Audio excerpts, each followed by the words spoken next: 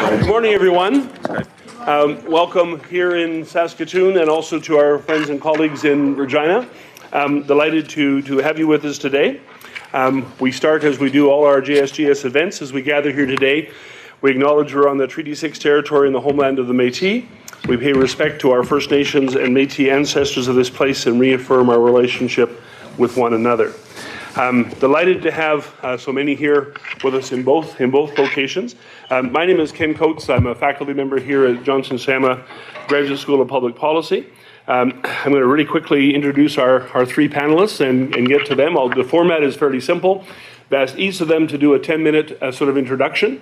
In Michael's case, he usually usually record his talks with a calendar rather than a clock. So in this instance, we'll monitor the time relatively carefully. But we asked them each to give a 10-minute opening presentation. I'm going to have a few questions after that to sort of get the discussion sort of rolling. We've left about half an hour or so, 20 minutes to half an hour for questions from the floor. We'll alternate between here in Saskatoon and down in Regina, so we'll moderate sort of as we go. We have an absolute hard stop at 11:15, and just so you know, this is a JSGS doubleheader. It's baseball season, so we may as well connect it to that. And we have a wonderful presentation on the state of democracy in 2019, starting at 11:30. So we'll finish here at 11:15, clear the room, then you can all come back in again, and we can do another hour and a half with our wonderful colleagues again from both campuses. Our three presenters here today are helping us tackle an issue of huge importance. I always see it's fascinating. Sometimes people call it the SNC-Lavalin scandal. Sometimes they call it a controversy. Sometimes they call it an issue. Whatever it is, it's taking up a lot of political oxygen in this country. Our purpose here today is not to pass judgment on partisan issues. We're not here talking about Prime Minister's behavior or talking about Liberal Party fortunes. It might come up in some of your questions and some of our observations. Our main purpose here is to find out what this controversy tells us about the nature of governance in Canada. One of the things that happens whenever you have a crisis, if you have a major flood, if you have a major political disturbance of some sort, it always exposes things that you don't otherwise see. And here, with the combination of all the things that are going on with parliamentary inquiries and the journalism that's taking place, as of yesterday, the OECD has announced that it's watching what's going on in Canada with a view to the anti-corruption legislation that Canada signed on to internationally. We're now seeing inside government in a way that usually only our political scientists and sort of process people sort of understand in full. And this is a wonderful opportunity for us to say, what's going on? How is it actually taking place? And what does it mean for Canada at so many different levels? Our three speakers, Michael Atkinson, founding executive director of the Johnson Sama Graduate School and a longtime provost at the University of Saskatchewan. This is his first public performance after he's resigned and retired. He doesn't look as old as he is. Michael is the former president of the Canadian Political Science Association and is one of Canada's leading scholars on the nature of government, and for the last few years has been studying political corruption. Marilyn Porcher is a faculty member at the College of Law, University of Saskatchewan, a very well-known commentator on Indigenous affairs and political affairs generally, former member of the Missing and Murdered Indigenous Women Inquiry, and a person of great sort of political and social significance here in the province of Saskatchewan. Frank Quinnell, sitting next to Marilyn, works for the law firm of Knott, DeHolder and Quinnell here in Saskatoon, a Bachelor of Arts at the University of Saskatchewan, which proves that he's very well educated, Master of Law at Osgoode Hall Law School, elected to a member of the Saskatchewan legislature in 2003, and particularly relevant to this sort of situation here, was appointed as Attorney General and Minister of Justice in the Calvert government, re-elected in 2007, but decided at that time to sit on the opposite side of the House as the official opposition critic for enterprise and innovation. So three very interesting people with wonderful perspectives on the issues at hand, and I'm going to ask Michael to go first. Thank you very much, Ken.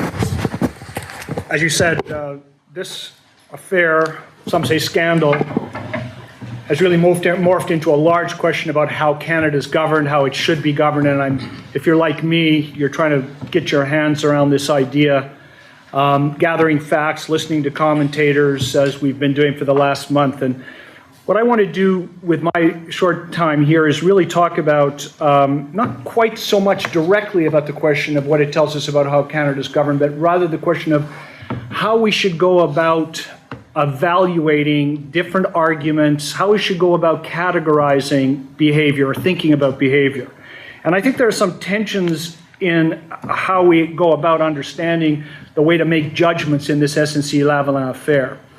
And so I'm going to do that by talking about two kind of extreme positions that I think is possible to take, and in fact I think we're hearing. One of them is the extreme realist kind of position.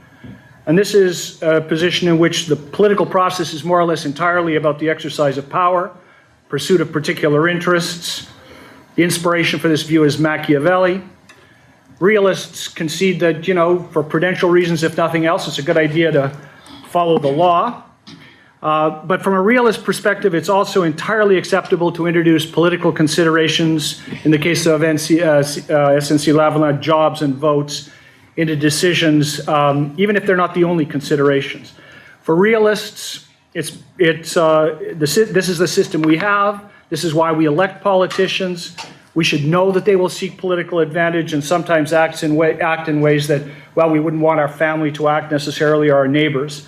But this is politics, and realists take the view that moral categories that apply to personal relationships are not ones that work in the political arena.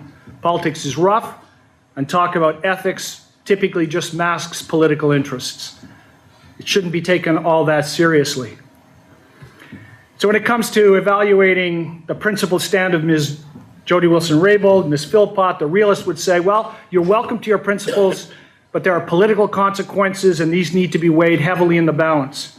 Among those consequences, one of the most important is the impact of decisions on competition for office. We haven't heard very much about the impact of SNC-Lavalin regarding the fortunes of the Liberal Party, but for realists, that's a perfectly legitimate consideration. But there are some people in the media who have actually adopted this position. Barbara Yaffe, writing in the Globe and Mail, offers a realist perspective. She describes Ms. Jody Wilson-Raybould as an idealist, a purist, and she says that she's part of a team and she should have been open to PMO input. Sheila Copps, whom some of you will remember as a former Deputy Prime Minister, Christy Clark, Premier of BC, have made the same argument. You're either on the team or you're off the team. When it comes to the conduct of competitive party politics, the realist position is pretty much a Leninist kind of position. At the other extreme, I think you have what I'll call the moralists. For them, the political process is really all about doing the right thing, morally speaking. The expression politics is applied ethics kind of appeals to them.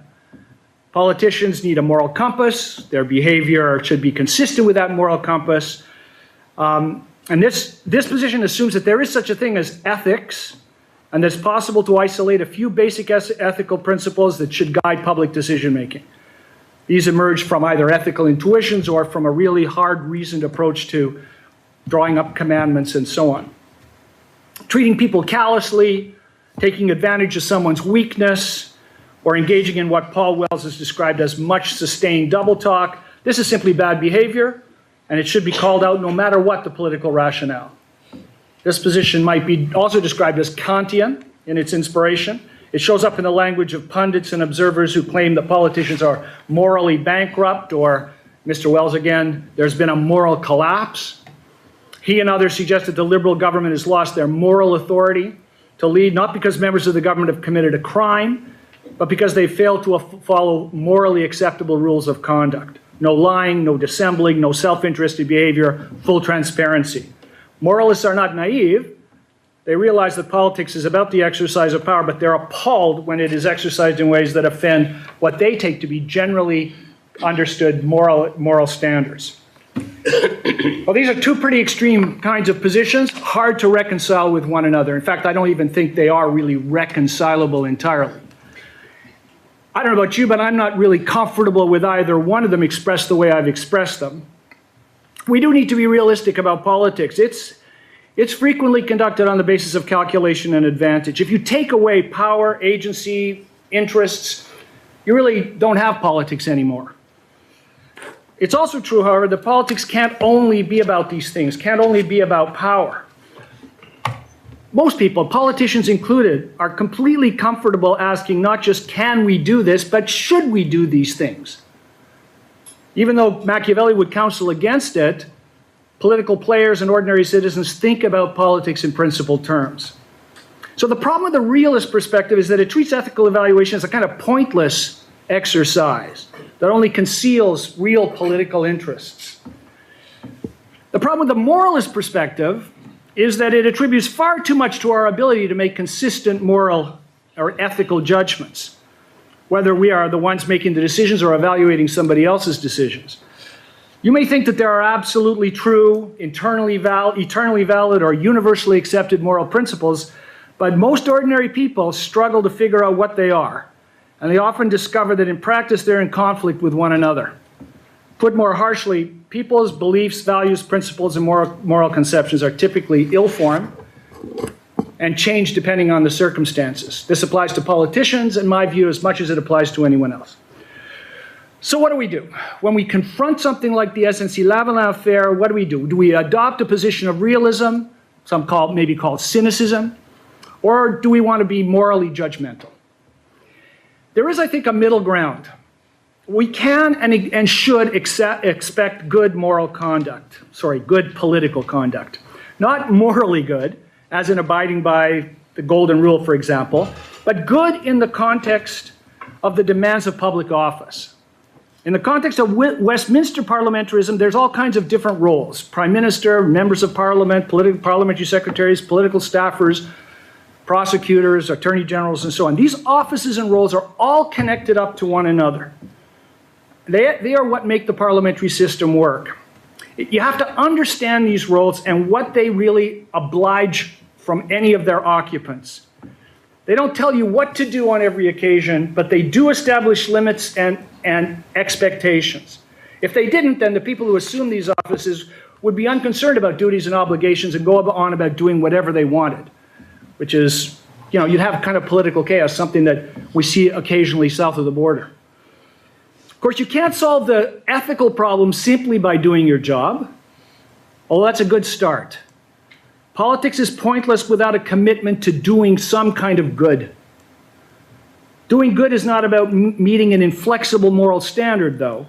It's about pursuing goals in particular concrete situations where information is limited or faulty. The choice of doing one thing means taking a pass on doing something else, perhaps equally good. Acting with integrity doesn't mean standing by your principles regardless of the context.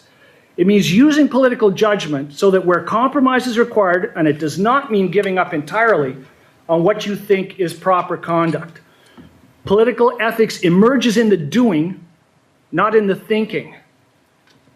And it will be inevitably messy. Hang on, I'm almost done.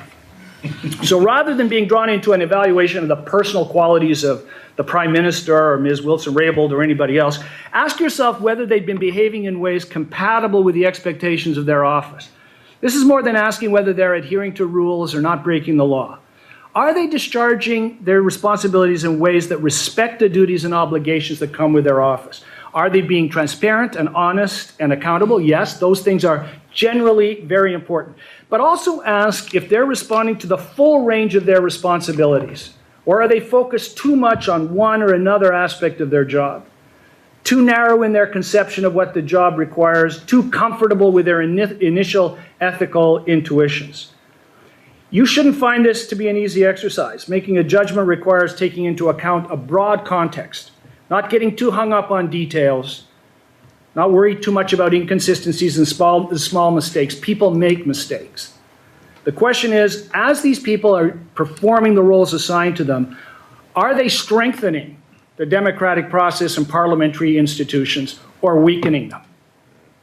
Now, you may think I have an answer to that question, and I may have, but I'm going to wait until I hear from my colleagues on the panel before I weigh into that one.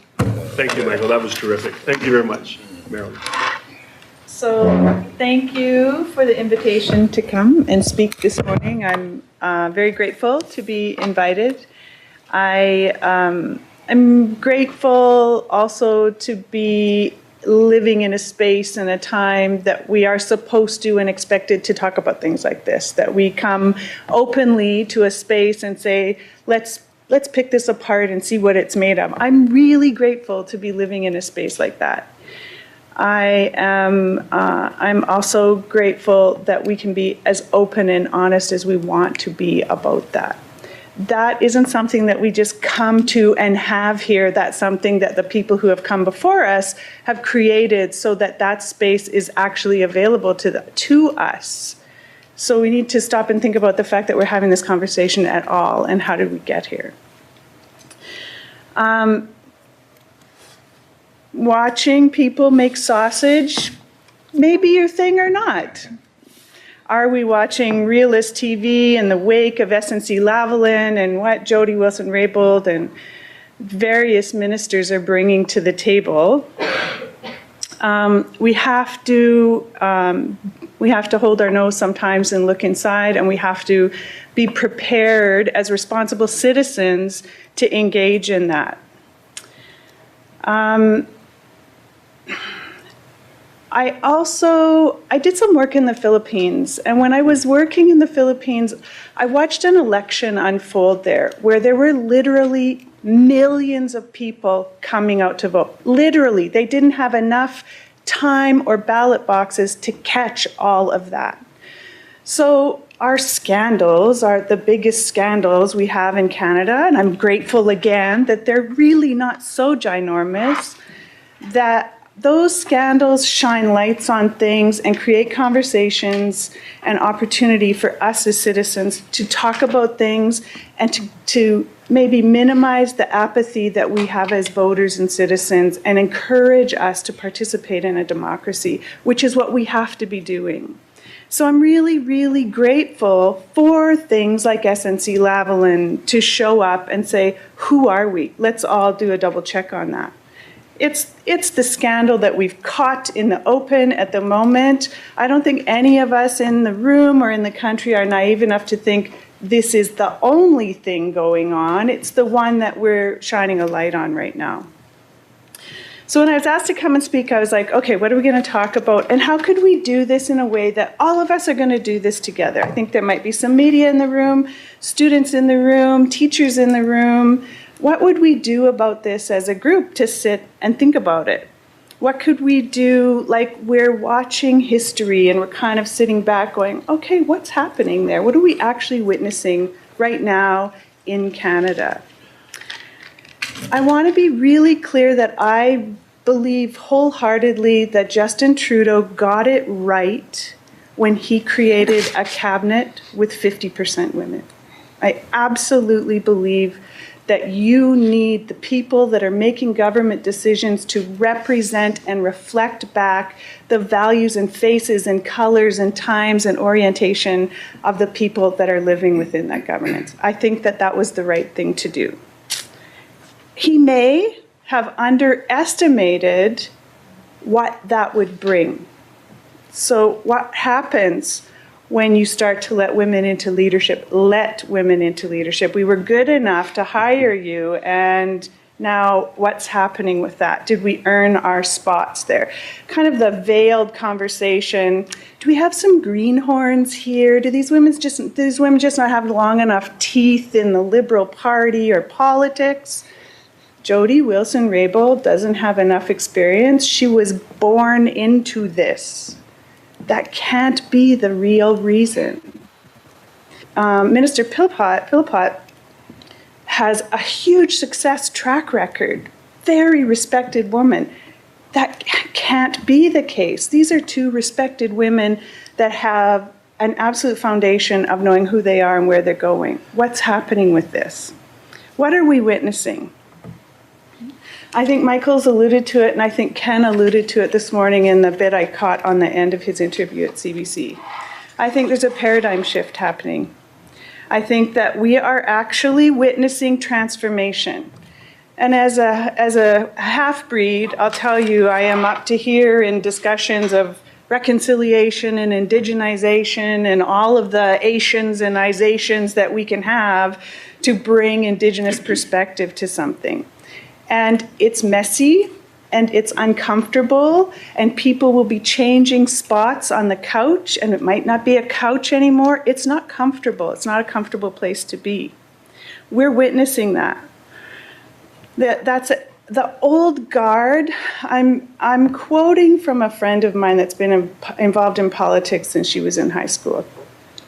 And the old guard of the political reality that we have is, if you are not owed a favor, you owe a favor. And if you aren't in either one of those camps, maybe you're not really trying. And that's the old guard of how things worked and how we knew politics to be played. And I think the old guard is dying. And I think we're witnessing that, and we're trying to figure out now, what are we going to do with that? That model of power and control that motivated a huge number of past politicians, and who know that game very well, is not necessarily the game anymore, especially when you get a government moving in and bringing in as much diversity as happened in 2015. 50% of women in cabinet will change how we do business. I assure you of that. It should be like that. It is like that. It will continue to be like that. The more diversity you have, it's not exchanging warm bodies. It's exchanging experiences and opinions and realities and context. And that's why we're doing it. We should expect that. One of the commissions I was involved in early on, in terms of looking at Indigenous men being dropped off outside the city of Saskatoon, had lots of commentary around, we just need more brown police officers, and we just need more brown lawyers, and we just need more brown judges. That's all we need, and things would get better. And this discussion of exchanging one body for another that looked a little bit different would be enough. But if you pay attention to having a true shift and allowing people to bring who they are to the room, something bigger is actually going on. Changing genitalia and the color of somebody's skin is not going to change, is not going to simply change who's in that chair. It's going to change the processes. Women and minorities that have been on the outside looking in for a very long time have something to say and owe very little. Haven't had all the back patting and back scratching that's gone on typically in the people who have been controlling the power in a very long time. I see this in law. I've been a lawyer for about 25 years, and when I was in law school, we were just starting to see 50% women coming into our colleges. And when women come into those positions, they're very qualified, and they've got all the looking after the family, they've got all their community commitments, they're bringing, cross every T, dot every I to get into the room. And they're still scrutinized about why they're there and what they're doing there. Now today, I would make the argument that because we have such a huge number of women in the legal community, negotiation, mediation, pretrial conferences, all of those, let's sit down and figure this out stuff is happening. I think that's what's happening in the political discussion. This is a diverse, truly inclusive government cabinet, and it's responding to the old model of transactional politics and power, and that is not the motivation behind the players who have been selected to play right now. The women, in particular in this cabinet, are not lightweights in a heavyweight fight. They are more than qualified. The minorities are more than qualified. What did Justin Trudeau see in Jody Wilson-Raybould? Let me assure you, he went to his old boy community. This is another human being that's deeply embedded in political life. And he said, who do we pick? And how do we pick them? And what did she represent to him at the time? What's the role of the Attorney General? No one is above the law. Is that something we want in an Attorney General? Should we be looking at the Attorney General's office and making it a separate office like like the Auditor General? Maybe. But that's not something we do in a decision-making process right now in the heat of this discussion.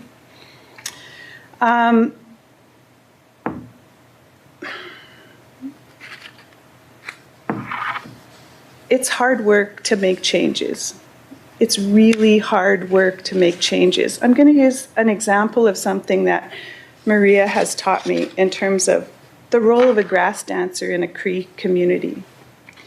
The grass dancer starts the ceremony. The grass dancer puts the grass down and helps make the path to send people out into the situation they're about to face, the battle, the move, the new situation. And it's hard work to go out and make that path. And I think that's what we're witnessing. We're witnessing a grass dance so that when our youth and the women that are, some of you in this room right now, want to participate in a political process, you will be able to bring your full voice there when you do. And that's what I think is happening. Thank you very much. Appreciate that a lot. Great. 10 minutes. So I once had the opportunity to hear John Crosby make fairly long, well, not long, I didn't mean that, entertaining and extensive remarks at a Canadian Bar Association conference. And partway through, he says, "My wife is doing this. That means I'm supposed to stop. I'm not going to." And he didn't. So if somebody else notices I'm over my 10 minutes, you can try that, see if it works on this occasion. I wasn't nervous about this at all this morning until I walked in and saw John Courtney, who's a neighbor, and now I feel like I'm sitting in an oral exam, and I may have to justify some things I say on evening walks as the weather warms up and run into each other. I've been thinking about this issue, which I think is the value-free term, as a matter of layers, something like an oil painting. You know, you put down the drawing, and you put down the next layer, and you're ending up with a glaze. And there was some reference in Alan's remarks about the different roles and how they feed those different layers. The first I want to talk about is just sort of how Westminster cabinet model works, or how I think it should work. Often more in the breach than not in Canada. Then the role of the Attorney General, which is a sort of an anomaly, but a necessary one within our model of government. And then how explicit references to Attorney General's roles in legal proceedings, like hate speech prosecutions or this remediation agreement, add another layer of complexity on top of that. In respect to the way cabinet governance has worked in the country, I hope I'm not partisan if I use examples, particularly since my examples kind of pointing in different political directions at different political parties, where I think leadership has failed on occasion. When I became a cabinet minister and Attorney General, or including Attorney General, I guess, I received two books. One was a very gracious gift from the Lieutenant Governor of the day of the King James Bible, which I have in my poetry section at home. And the other was from the Cabinet Secretary, and it was a copy of Political Management in Canada, which is an extended interview with Alan Blakeney, which I think every cabinet minister should read, be tested on when he first sworn in, and perhaps, in some cases anyways, tested periodically on. And we might have better governance in the country if that was the case. Blakeney set out in the book, as I recall it, so the role of the cabinet minister in this collegial decision-making, and the temptations to fall out of that role. Those of you familiar with the university, of course, recognize it's a very complex institution, and the government even more complex and even more cumbersome than the university. A cabinet is like a board. Board members may have specific areas of responsibility, but they have an overall collective responsibility to work as a team for the broader interests of the institution. For specific management of the huge departments within an institution like that, or within government, you have vice presidents. That would be a familiar structure to a university or to a corporation. and you have deputy ministers in government.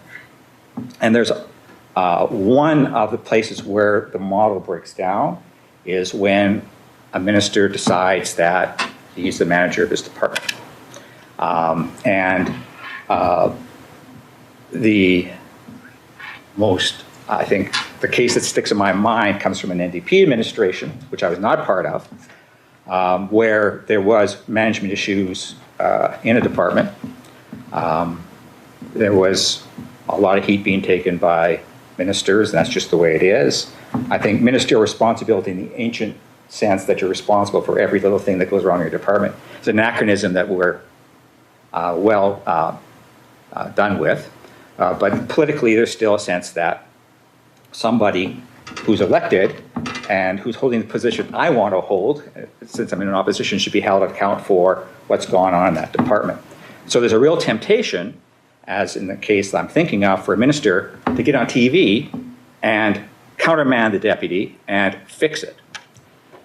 And what that taught me, amongst other things, I hope taught me, was that there are some bad situations that are really hard to make better, but you can almost make anything worse. I would say on the other side of that is moving that responsibility for decisions by government and acting as if they were technocratic decisions made by the civil service. And I was very critical, of course nobody until now had to listen to me about it, of when the wall of government first came in, it became the practice that ministers were for Sunday announcements. And any decision of government that might be controversial or difficult for people to understand or accept, well, we'll put a deputy out there. Somebody who's managing the department will now become the political spokesperson. And it confuses people about who's responsible in the democracy for the decisions that are being made. Blakeney said the environment minister does not have a policy. The government has a policy about the environment, which the environment minister needs to explain to his department or her department and needs to explain to the public. And that's the role of the minister. But these are collective decisions, and there's a reason why they're collective decisions, and there's a reason why these debates are usually held in public. I think we've seen the alternative to that in American politics, where Nancy Pelosi's putting the team back together like every day in public. And that makes it hard for people who have strong opinions but are concerned about teamwork and collegiality to express them. It actually suppresses, I think, the opinions of some members of Congress. If the debate is going to be in public, they probably pull back in that debate, which would be much more vigorous in, say, a cabinet situation. I always thought it was wrong or silly of journalists to give letter grades for cabinet ministers like they're informing the public about something that's going on in their government. And sillier to give a grade to an environment minister because the legislation that the government proposed turned out to be somewhat controversial. But even more wrong for the premier to look like he was demoting that, not demoting, removing from cabinet that minister because that legislation, which was approved at a cabinet table by the entire group, doesn't help with the collegial team building and team decision making, and doesn't really let people know how the government works or should work. We had the reverse in the Manitoba NDP, where we had cabinet ministers who were trying to remove an unpopular premier before an election. And their ostensible reason for doing that was a very unpopular tax provision and a budget that was approved at a table where they sat in cabinet, which I thought was simply outrageous and not helpful.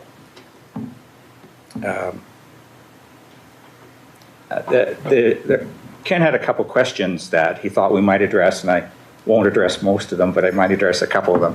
One is on the hierarchy issue and whether there's a hierarchy of cabinet ministers or not. I think particularly in small jurisdictions, but certainly even at the national level, there is because of the power of the departments. So it's not just a perception that maybe the environment minister isn't the most powerful minister in a provincial government. The fact is that there's only so much bench strength, even at the national level, but certainly at the provincial level. So all the financial analysts are over in finance, and all the lawyers and constitutional law experts are over in justice. And that causes a problem when you're having policy discussions and the department or the minister responsible for the department says, well, we can't do it like that because of either how good financial management or economics, or we can't do that because of the way we're interpreting the law. And other cabinet ministers, and I expect other deputy ministers, might suspect sometimes that may not be as narrow a choice as you're holding it out to be, and you're making it your policy preference, a technical imperative. But that power is there, and it's the power, to a certain extent, of expertise. One thing I think Wall did do right is he moved people in and out of cabinet. Because one of the other problems is people feel that they get a sense of ownership. This is my portfolio. This is who I lobby for when budget time comes around. These are the stakeholders that are important. I got to make sure that I'm fighting at the table for them. And a certain amount of that is acceptable. But if you allow too much of that to happen, identification, ownership of a department, ownership of a portfolio, then what you get is a group of lobbyists around the table and not a board that's making the broader decision. Now you add into that the role of the Attorney General, which has a different order of decisions. Not a more important, I wouldn't say. The decisions that a government makes about health and safety of its citizens actually affect whether people live or die or not.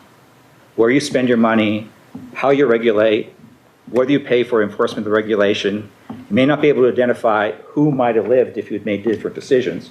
But there's no question that decisions made by provincial governments and federal governments are very important decisions across health and highways and all kinds of areas. And I don't want to suggest that the Attorney General's position is more important. Cabinet ministers always suspect that Attorney Generals think that, or Attorneys General think that. That's not the case. But the order of the type of decisions are different, because you are there to protect the independence of the judiciary, the independence of prosecutions, the rule of law, the Constitution, preferably not just the floor that the courts will establish, but some area above that to guide the government as far as people's rights and freedoms are concerned. And this is where the story often ends, in case of SNC-Lavalin. That is very difficult political play, in actuality. What you ideally want is an Attorney General that is jealous of those responsibilities, and a Premier or Prime Minister that is respectful of those boundaries. And you often don't have that. Some of you may have seen the Globe and Mail comments from other former Attorneys General, and the story about Premier Van der Zalm, who did not get that. Maybe this is unfair for me to say because I don't know, but I get a sense from the early days of the government of Ontario that we may not have that relationship there, for example. Here, I have to say, I never had that problem. And if I believe that vigorously defending a prosecutor who was facing a civil suit was an important part of protecting prosecutorial independence, Premier Calvert wasn't going to, we weren't perfect, but Premier Calvert wasn't going to question that. But I think in a lot of places, you don't have an appreciation of that. And I think a lot of people think that's where this story ends.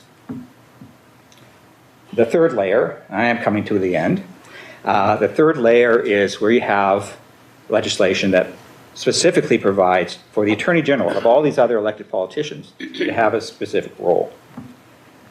The one that kind of always bothered me, and still bothers me, is why do we have this decision to be made by an Attorney General who's elected whether or not we prosecute hate speech?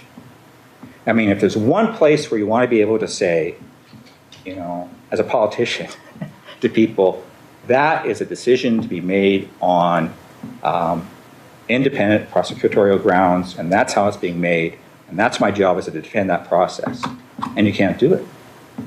And unlike other crimes, speech is almost always political. Murder in this country, fortunately, almost never is, but speech almost always is political in the small p, larger sense. And unless it's changed in recent times, hate speech laws have been used more often against minorities than they have been against the majority. And Britain, and that was experienced in Saskatchewan, and our brief experience with it, or relatively little experience with it. And I don't know how you make that better by making somebody who has to get, you know, like 45% of the vote in their seat have to sign off on that prosecution. Then you have this remediation agreement, or prospective. And as a lawyer, I say, well, when you're absolutely forced to, you know, go and see what the law actually says. And in the purposes of the remediation agreement, that's the law passed by Parliament, it states the purpose of the agreement is to denounce wrongdoing and the harm that wrongdoing caused, to hold the organization accountable, to contribute to a respect for the law by obligation of the organization to put in place corrective measures, to provide reparations for harm done to victims of the community, all the things you would want criminal justice system to do in respect to restoring the moral balance.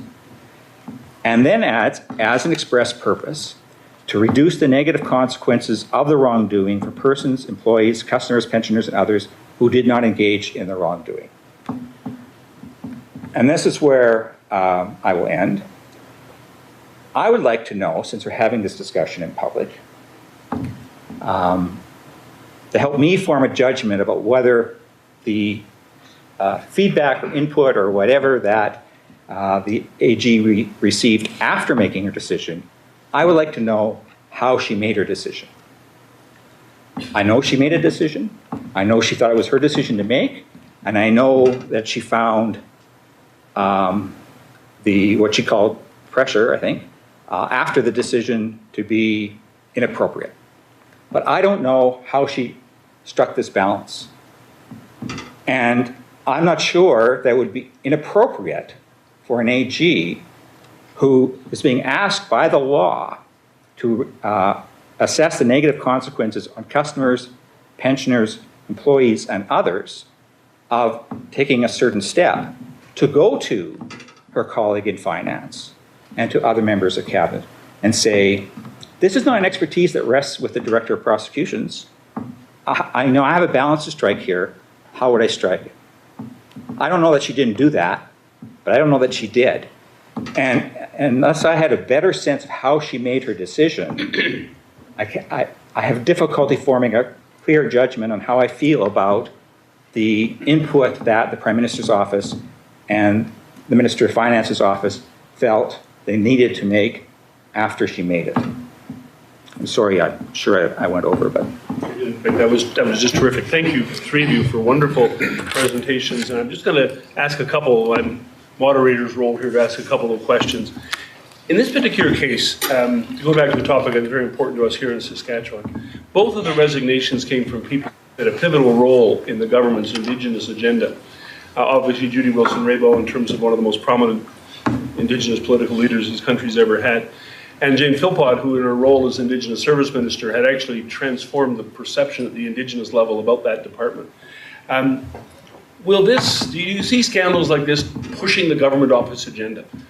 We had 4 years of really aggressive moving on the Indigenous file. Not as aggressive as it should have been, but that's a personal statement. Is it going to push it off this file? Does it push Indigenous affairs into the background? Marilyn?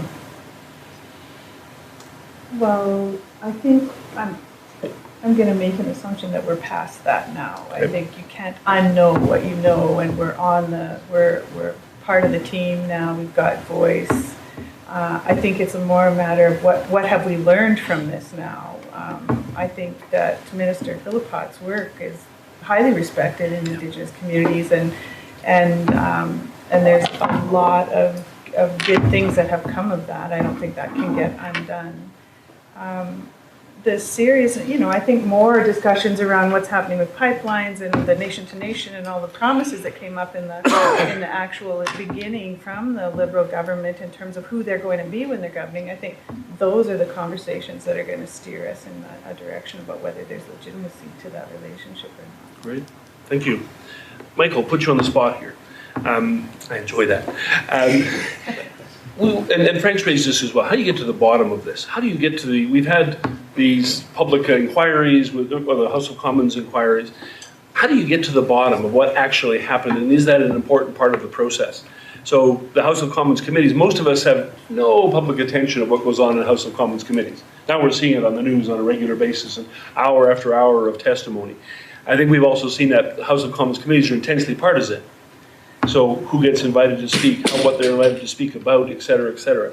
So is the House of Commons performing well in this regard? And broader question, how do we get to the bottom of this, and does that matter?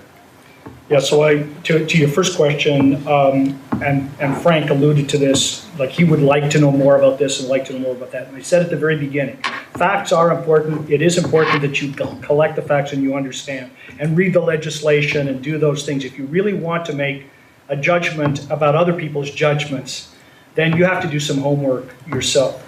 But it's kind of, are we ever going to get to the bottom of it? No, because at some point or another, interpretations of what these facts mean or what facts are really germane and so on are going to shove out agreed upon scenarios. And so I think, and swing around to your question, I think actually I watched a day's worth of the Justice Committee, and while I quite agree with you, there's certainly a partisan, the entire thing is organized around 6 minutes for the Conservatives, 6 minutes for the Liberals, and so on. And voting down certain things proposed by one another. When you listen to the questions, I thought they were actually very good. They were. I thought they were pursuing the factual basis. When did you say this? What did you say? What did this mean? And so on. And I actually had to look up who was a Liberal and who was a Conservative when we got to the I was listening to the question. So, and I contrast that, since we are, I guess it's open season on the American political system. I mean, I contrast that with the recent Cohen hearings, where no such thing was available. So there's lots of fault in the Justice Committee and its structure and so on. But I must say, I came away feeling pretty good about. I came away feeling bad about other things, just so you know, but pretty good about the conduct of the House of Commons. Interesting, great. Frank, you raised an interesting question. I'm going to phrase it a little bit differently. When you're talking about the fact that Minister Wilson-Raybould should have gone to, and may have gone to, those other agencies and found out about the sort of the potential impacts and everything else like that. What are the legitimate boundaries of political intervention in the management of government? At what point are these political considerations, job losses in one area over another area and back and forth? And the other question related to that is, how often are those breached? How often do the politicians really get down and get dirty in terms of the normal flow of government, and the government's going to move toward a certain decision, and then politicians stop it in its tracks? Is that a regular basis? Is it an unusual thing? Well, if they're sitting on the government side, they are the government. I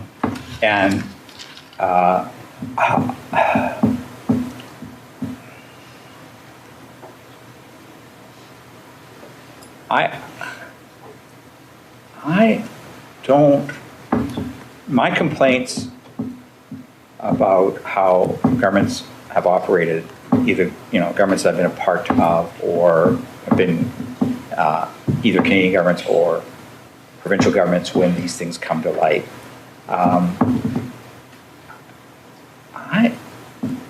I wouldn't feel that, and I'm not sure that I'm nowhere close to saying this is a case of that it's a matter of what we would call corruption and politicians' personal interests being put ahead of good public policy. I think the decision making is sometimes not the best, and I would, in respect to the matters, it kind of issues I raised, and this one around, cabinet ministers stepping outside of what their role should be properly. I would usually, despite my joke about them taking tests on how the government's supposed to work, I would usually have to be laid at the feet of the Prime Minister or the Premier when that happens. And one of the things that the Prime Minister said, and nobody should think I'm here to defend Prime Minister Trudeau, but one of the things that he said that I agree with wholeheartedly is that if the team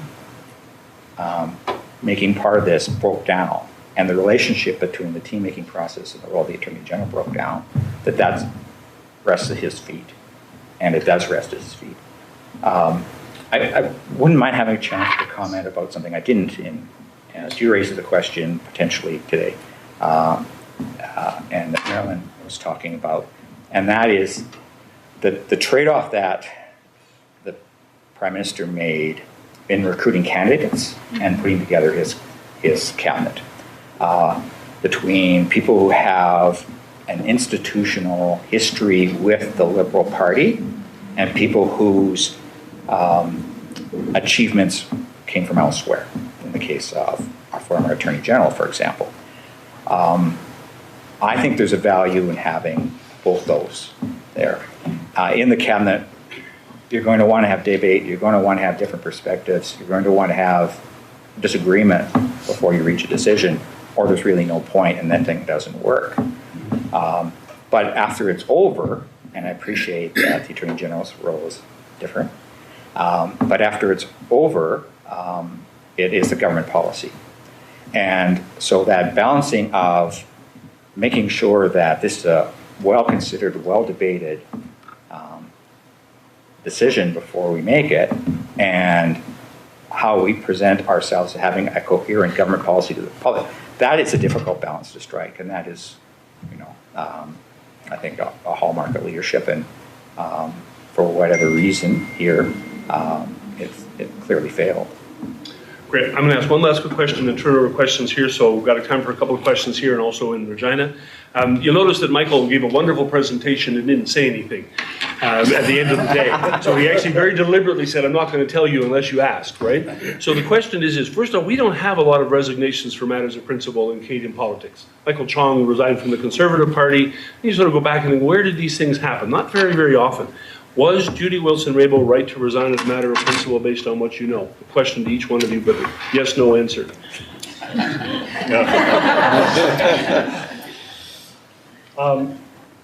I think yes. It didn't have to be this way, but by the time it got to February, or whenever it was, I think the answer is yes. Excellent, thank you. I'm a lawyer, and we say it depends for everything. And I think some good things, some good things, and some bad. I mean, she's actually spurred this conversation of what's the role, what's the role of the Attorney General, and that's really important work, right? But you're not going to tell us. Yeah, that's all right. I would say yes, but I question the timing. If she received undue pressure and it was inappropriate, she should have resigned then. Now, maybe the Prime Minister is being too cute, but technically he was correct. Here she is in cabinet. Obviously, she doesn't have an overwhelming problem with what we did as a government, because she has remained as a part of that government. And then she feels she has to resign because she doesn't want to endorse what happened. But I question the timing on that. Because if it is on the principle was violated before that. I want to raise something about that, because I think that what happened is she's saying, I hear you, I hear you, I hear you. Every time they're coming back and saying, find a solution. My solution is I'm letting my director of public prosecutions handle this. Could you please find a solution? I have a solution. I'm letting my DPP handle this.